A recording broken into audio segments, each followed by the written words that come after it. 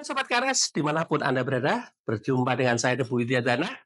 Dalam kesempatan video ini, saya ingin memberi tip bagaimana menentukan jumlah tukang. Sebelumnya, kita sudah menyampaikan bagaimana memilih tukang supaya rumah kita atau kita milih tukang yang tepat supaya tidak sia-sia. Tapi saat ini kita menentukan bagaimana tip untuk menentukan jumlah tukang. Ini sangat berguna apabila uh, kita secara mandiri membangun rumah tersebut. Pembangunan proyek atau rumah itu melibatkan beberapa faktor penting yang harus dipertimbangkan. Di antaranya adalah menentukan jumlah tukang. Pertama, kita harus tahu skala proyek kita atau rumah kita. Misalnya, luas totalnya berapa akan dibangun, kemudian kompleksitas desainnya seperti apa. Kalau hanya rumah sederhana, tentunya tidak ribet-ribet amat. Tapi dengan arsitektur yang tidak sederhana, nah ini menambah eh, kerumitan dalam menentukan pemilihan tukang. Setelah kita tahu tukangnya berapa dan lain sebagainya, kita harus menentukan juga eh, tahapan dalam memasukkan tukang-tukang tersebut. Apabila tukangnya memiliki spesifikasi khusus, misalnya bagaimana, oh saat ini kita lagi membangun fondasi, nah kita harus berfokus kepada tukang-tukang yang bekerja di struktur.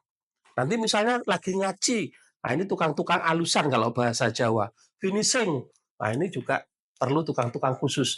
Kemudian plumbing, kemudian kelistrikan, nah ini juga perlu uh, tukang-tukang khusus.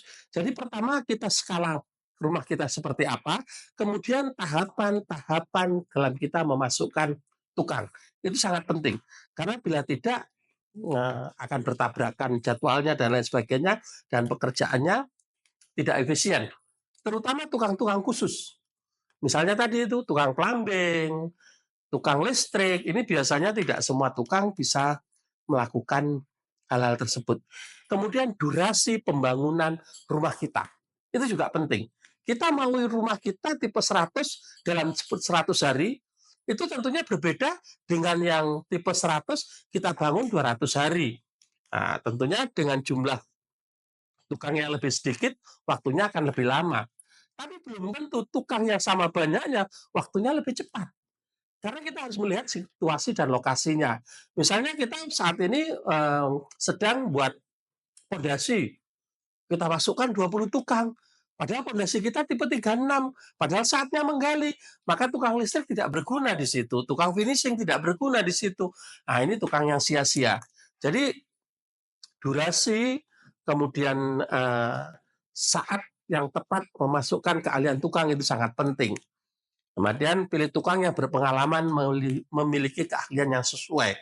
Itu juga harus kita pertimbangkan dengan matang, sobat. Koordinasi dan efisiensi. Tapi kalau sobat KRS tidak terbiasa dengan pembangunan-pembangunan ini, sebaiknya serahkan kepada kepala tukang yang benar-benar kita percaya. Biarkan mereka memasukkan anak buahnya sesuai dengan kebutuhan dan lain sebagainya, kita bayar kepala tukangnya lebih, nah itu jauh lebih baik. Tapi kalau kita memang sudah terbiasa dengan hal-hal seperti ini, jadi lebih efisien karena kita tidak perlu membayar lebih. Tapi kalau kita tidak terbiasa, ini malah salahnya akan keplontrok atau Jawa, kriwian dari grojokan.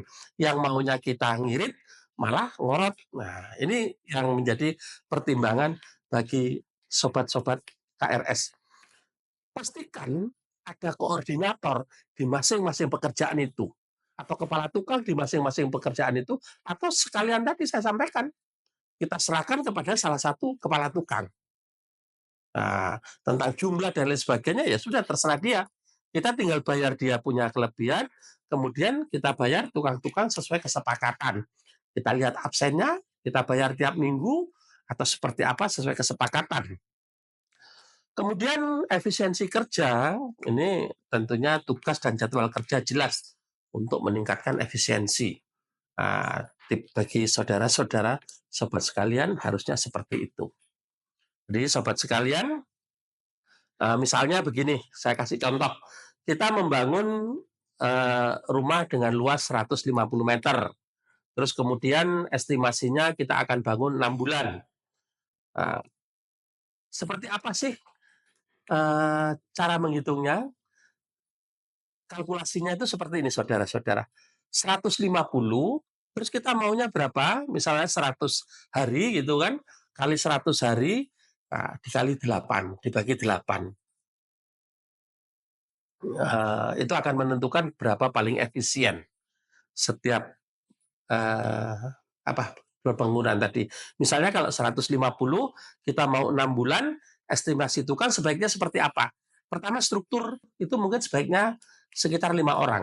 Tukang plesteran 3 orang, tukang listrik mungkin 1-2 orang, tukang plumbing juga 1-2 orang, perlu cuma sekitar 12 tukang. Tapi tukang listrik, tukang plumbing masuknya pada hari-hari tertentu. Dan ini sebaiknya borongan. Tapi kalau tukang plesteran, tukang struktur, kemudian tukang ini bisa saling membantu. Tapi keahliannya yang penting.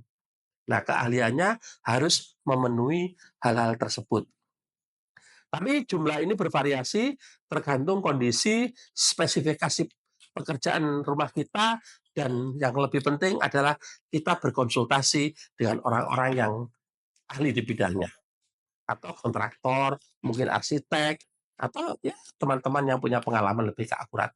Mungkin begitu sobat, tip bagaimana menentukan jumlah tukang. Salam sehat, tetap semangat, dan salam inklusi.